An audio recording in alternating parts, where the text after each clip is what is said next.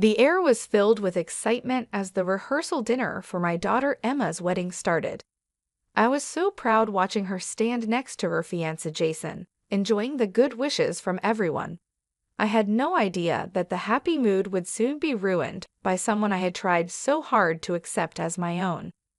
"May I have everyone's attention, please?" Emma suddenly called out, making the room go quiet. My husband Walter and I looked at each other, confused, as she held up her glass. "I need to talk about something important," she announced, staring coldly at me. "Helen, you call yourself my stepmom, but really you're just an unwelcome stranger in our lives." The room filled with gasps as Walter turned pale. It felt like a punch in the stomach, her harsh words knocking the breath out of me. "Emma, what do you mean by this?" Walter asked, his voice shaking. "Don't be shocked, Dad," she snapped. "You know she's been trying to push her way into our family from the start. I'm done acting like she's my mom. She's not, and she never will be." Her mean words cut through me. I looked for any sign of the kind girl I knew in her face, but saw only dislike and anger. "Emma, please, not here," I begged, my voice breaking. "Why not?" she retorted. "It's my day, and I'll say what I want." Walter clenched his fists, trying to stay calm. "Enough," he said firmly. "We're leaving." Emma just shrugged, smirking as she turned away from us. We had to walk out past all the shocked guests, their stares and whispers making me feel judged as we left. I must have done something to make my stepdaughter hate me so much. The tears I had been holding back finally fell, and I knew then that thing would never be the same. In the car, Walter was very tense, gripping the steering wheel tightly, his face showing both anger and pain. "I don't know what's gotten into her, Helen," he said, his voice tight. "But I promise I won't let her treat you this way." I just nodded, too upset to talk, as we drove away from what was supposed to be a happy event. I kept wondering what had changed the sweet, loving girl I knew, and what difficult times might be ahead for us after her hurtful outburst. Maybe Emma began to dislike me when I married her father and became her stepmother, or perhaps it started even before that, influenced by her mother, Julie.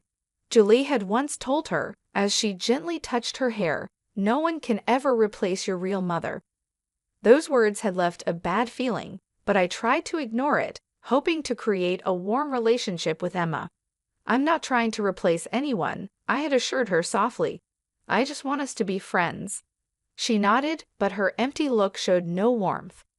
It was like there was already a wall between us, built stronger by her mother's mean comments. At first, Emma was polite, though a bit cold. But as time went on, her true feelings started to show. "Why are you always trying to butt into my life?" she snapped one day when I just asked about her weekend plans. Walter gave her a stern look. "Emma, don't talk to your mother like that." "She's not my mother," Emma yelled back, anger twisting her face. She left the room quickly, leaving me stunned by her harsh words. Walter just shook his head, looking disappointed and resigned. From then on, Emma made it clear she didn't like me. She would roll her eyes when I came into a room and make mean comments quietly. If I tried to help or ask something, she would snap back as if she couldn't stand me being around. "You're not fooling anyone with your fake concern," she sneered one day. Her dislike for me was obvious, and it hurt. I asked if she needed a ride to her friend's house. "Emma, that's enough," Walter warned, losing his patience, but she didn't listen. It became clear that her mom, Julie, was fueling Emma's growing dislike for me. Whenever we met, Julie's fake smile hardly hid her joy in seeing our troubled relationship. "I don't know what you've done to make my daughter dislike you," she would say with a slight grin, "but you'll just have to deal with the consequences." And deal with them I did. Emma's hostility grew like an untreated wound, hurting our family life more every day. I had no idea her coldness was just the start of even worse behavior that seemed impossible to stop. After she quit college, with no clear goals, she became even meaner, using her complaints to try to get money from us. "Give me $10,000, or I'll tell everyone how awful you are as a stepmom," she threatened one day in the kitchen. I was shocked. Emma, why are you saying this? I've always tried to be nice to you. Save it, she snapped. Just give me the money, and I'll leave you alone for a bit. I felt desperate. I don't have that kind of money, I told her. Her eyes narrowed. Then find it, unless you want everyone to know your secrets. From then on, it was a constant pattern. Emma demanded more and more money, and her threats got worse if I said no. Walter was stuck in the middle, trying to please both of us while figuring out why his daughter had changed so much. Please, just give her what she wants, he pleaded one night after yet another big fight. I can't take all this fighting, but I knew that giving in would only make her more demanding, so I stood firm, even as Emma became more cunning. You think you're so great with your job at the school, she mocked.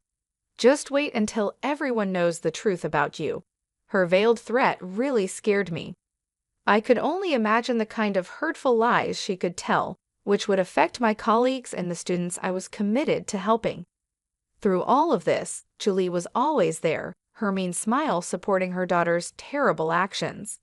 You reap what you sow, Helen, she sneered during one of her frequent unwanted visits. Maybe if you were a better stepmom, Emma wouldn't be like this.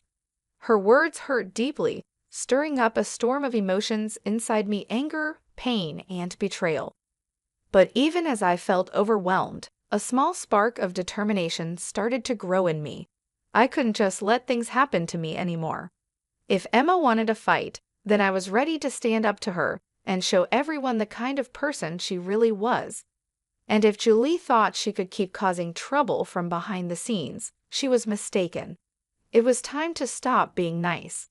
From then on, I was determined to do whatever it took to protect my family, even if it meant taking drastic steps I never thought I would. As Emma's wedding day got closer, her demands and disrespect became worse. It seemed like she enjoyed making my life difficult, pushing me to my limits. One evening, she walked right into the living room and said, "I need another $8,000 for my dress alterations," without even saying hello. Walter gave me a look, hoping I would give in, but I had enough. No, Emma, enough is enough. She looked surprised and said mockingly, "Oh, and what are you going to do about it, Helen? Go cry to Daddy like you always do." My fists clenched at my sides, anger rushing through me. You ungrateful child, everything your father and I have done, we did for you, and this is how you repay us. Emma laughed loudly, the sound as annoying as nails on a chalkboard. Oh, please, don't act so righteous. We both know you're just a pathetic, insecure woman trying to buy your way into our family. That hurt more than I wanted to admit, but before I could reply, she hit me with another harsh comment. Do you think the school wants a washed-up loser like you around their students? Wait until they hear about your little drinking problem. My heart sank as I realized how low she was willing to go. She planned to ruin my career and reputation with her lies. Emma, that's enough, Walter shouted, his face red with anger, but she just smirked, enjoying the chaos she had created. At that moment, something in me changed. I felt a strong resolve build up, making me firm against the storm of emotions threatening to overwhelm me. I was done being her victim. Get out, I said firmly, my voice calm but intense. And don't come back until you can behave like a decent person. Emma looked surprised at my strong reaction, but then sneered and came closer, her breath warm on my face. You'll regret this, Helen. I promise you that. With those final words, she stormed out, leaving a heavy silence behind her. Walter watched her leave, his face showing both shock and sadness. I'm sorry, Helen. I don't know what's gotten into her, he said tiredly. But I understood now, this wasn't a sudden change. It was the result of long-held bitterness and manipulation, driven by Julie's harmful influence. As I thought about Emma's threats, a firm resolve formed within me. She thought she could destroy my life whenever she wanted with her venomous lies. She was very wrong. If it was a fight she wanted, then I was ready to fight back, and this time I wouldn't play by her rules. Her threats kept replaying in my mind, fueling my determination to show everyone her true character before it was too late. I knew I couldn't count on Walter. His love for his daughter blinded him to the person she had become. I had to act on my own to protect myself and our family. That's when Roger came into the picture. He'd dated Emma a few years ago, before her behavior turned so manipulative and selfish. A chance meeting at the grocery store led to a conversation, and soon things started to make sense. Roger helped me see that Emma was not who I thought she was. Sean shared with me, looking very sorry, "She lied about you and Walter. All of it was lies." I felt a chill as he described how Emma had portrayed me as a controlling stepmom trying to push my way into their close family, and how she made Walter out to be a harsh tyrant. I believed everything she said, Sean admitted, embarrassed. She seemed so believable, full of anger. It wasn't until we split up that I started to see the truth. As he talked, a clearer image of Emma's harmful behavior appeared. She had spun a web of lies for years to turn everyone against me, influenced heavily by her mom, Julie, who was like a master at controlling her. From the start, she's been filling Emma's head with twisted thoughts about you trying to take her mom's place, Sean told me, which made me feel sick as everything started to make sense. All this time, I was the target of their mean plan, painted as the bad guy in their story. But Sean had more to say. He explained that Emma's upcoming wedding was just a cold-hearted plan to get more money and status. "She doesn't love Jason," he said dismissively. "She's just using him to get the lifestyle she wants. Once she's done with him, she'll move on to the next guy." Hearing this confirmed my doubts about Emma's shallow feelings, but it was still hard to accept. After talking with Sean, my head was spinning with all he had told me. For too long, I had let Emma and Julie control the story. Now, with the truth on my side, I was ready to confront them, to break apart their fake story, and show everyone what was really going on. No more being the victim, no more being scared of their threats and lies. It was time to fight back. The day of Emma's wedding was sunny, but inside the church, the air was tense. As I watched her get ready, admiring herself in the mirror, a firm resolve grew in me. Today, the truth would come out. Julie, fixing Emma's veil, cooed, "You look beautiful, sweetheart, just like a princess on her special day." Emma smiled, soaking up her mother's compliments. Seeing this, my stomach turned. Yes, it was like a real-life fairy tale, but I knew the truth behind the facade.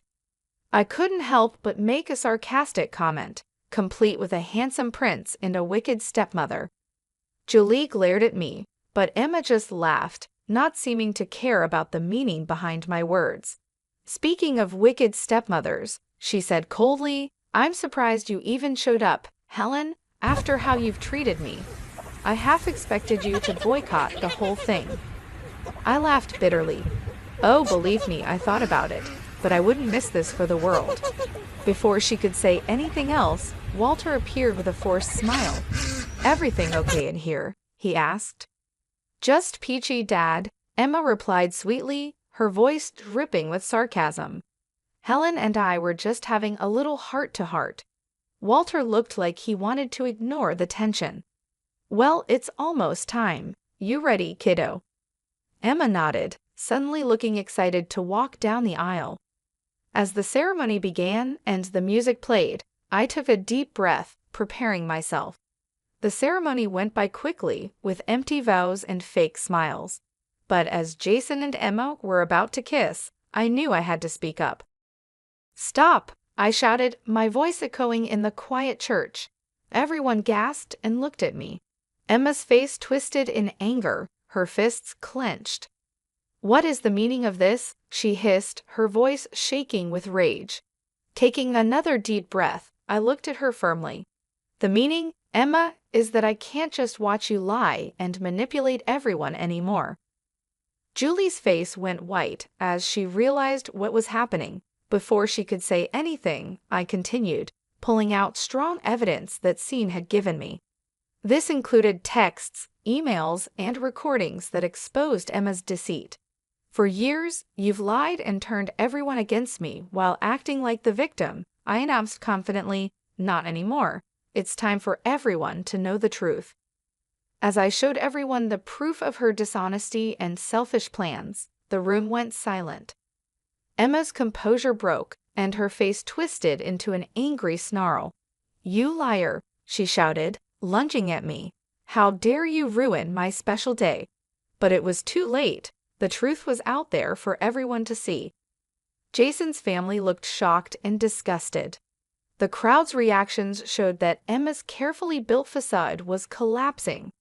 Standing there, alone and exposed, she seemed like a shadow of the person she used to be.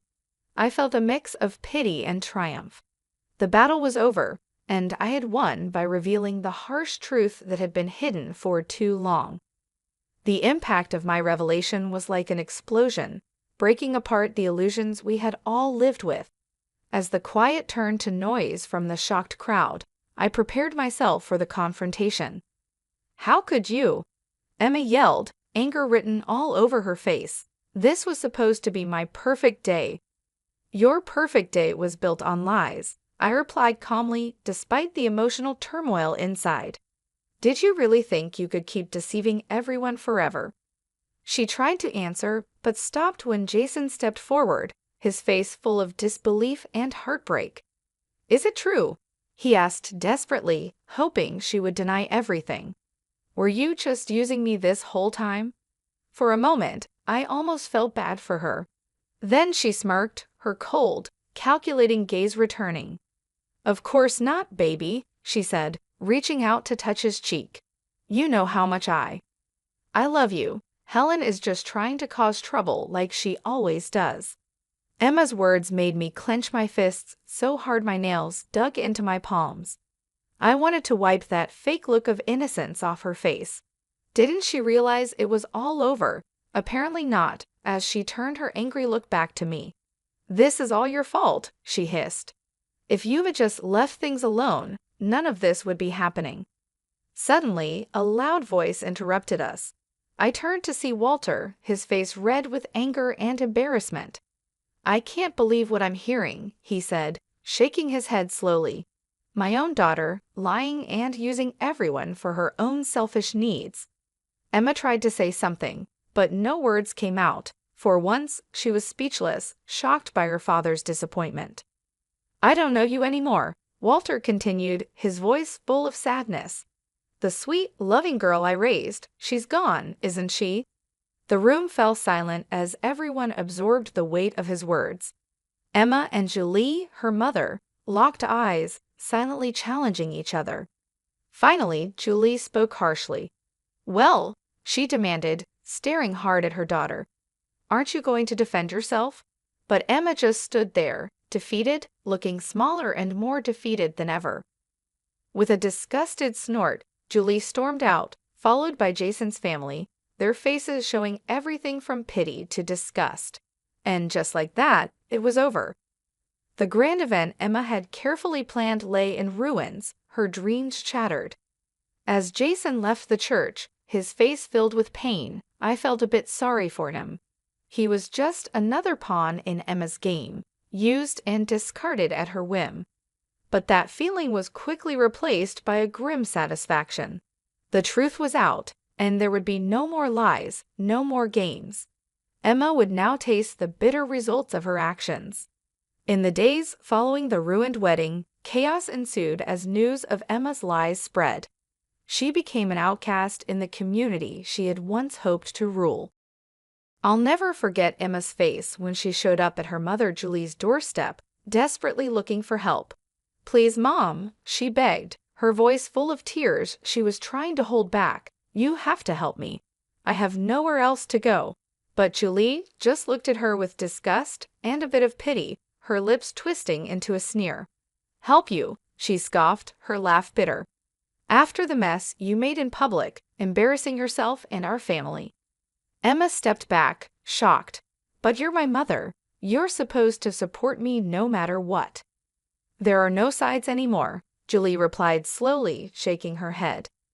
You've destroyed all your relationships, pushed away everyone who cared about you with your endless greed and lies." Her harsh words cut deep, each one like a sharp blade. I could see the moment Emma realized the truth, felt the full weight of her loneliness. "You can't mean that," she whispered, reaching out a shaky hand. "Mom, please." But Julie stepped back, her face cold and unfeeling. "I don't know who you are anymore," she said flatly. "The daughter I raised would never sink so low. You've made your bed, Emma. Now you can lie in it alone." With those final harsh words, she turned and went back inside, leaving Emma alone on the doorstep, broken. In the weeks that followed, I watched as Emma, once proud and entitled, was worn down by the consequences of her actions. The trendy bars and fancy stores she used to visit now looked at her with barely hidden contempt, whispers and stares following her. Even her so-called friends deserted her, not wanting to be linked with such a public disgrace. Through it all, Walter and I stood firm, our relationship strengthened in the ordeal of her betrayal. "I'm sorry it came to this," Walter said one evening as we watched Emma pass by, her head down in shame. "But you were right all along." I didn't say anything, just squeezed his hand. Words felt too small in the face of such a harsh reality. As things settled and our community began to recover from the shock of Emma's lies, Walter and I received a lot of support and thanks. We had helped many families and students, and now they showed their gratitude. Everyone we had helped rallied around us, thanking us for standing up to the manipulation and deceit that had almost broken us apart. In those moments of connection, seeing the true depth of human kindness and resilience, I found peace and purpose that I had missed during the worst days of Emma's destructive actions. She had tried to break me down, to make me just a small part of her own big story, but in the end, her own selfishness was her downfall. It stripped away her masks and lies, showing her true empty self. As for me and Walter, we came out of this stronger and wiser. If our experience can inspire others to stand strong against manipulation and deceit, and to value honesty and integrity above all, then maybe some good can still come from the ruins of Emma's shattered dreams.